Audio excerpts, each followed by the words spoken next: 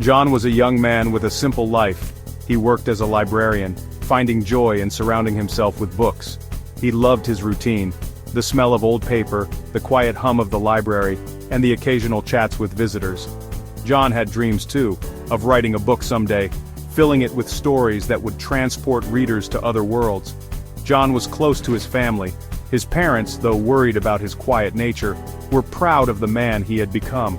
He had a small group of friends from his university days, and they would meet every other week for a game night, sharing laughter and stories. Life was good, and John was content. The changes were subtle at first.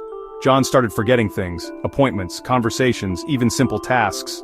He began feeling anxious, a constant hum of worry buzzing in his ears. His sleep was disturbed, haunted by strange dreams that left him feeling drained and disoriented. Initially he dismissed these changes as stress, the pressures of daily life.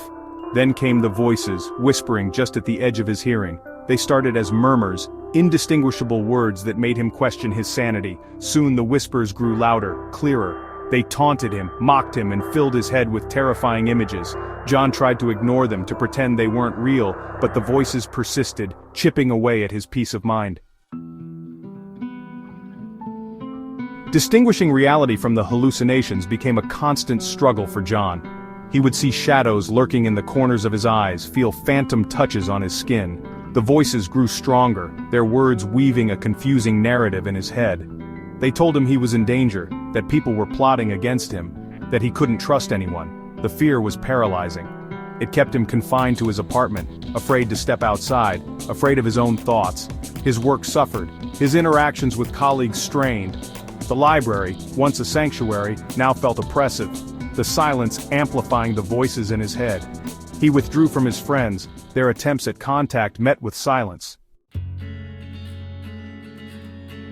John's parents, alarmed by his drastic change in behavior, finally convinced him to see a doctor. The diagnosis of schizophrenia, while frightening, came as a relief in a way.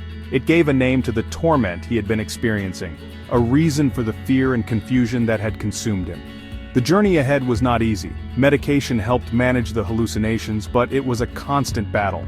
Therapy provided him with coping mechanisms, ways to ground himself when the voices became overwhelming. His parents, though heartbroken by his condition, rallied around him, offering unwavering love and support. They became his anchors, his connection to a world that felt increasingly distant.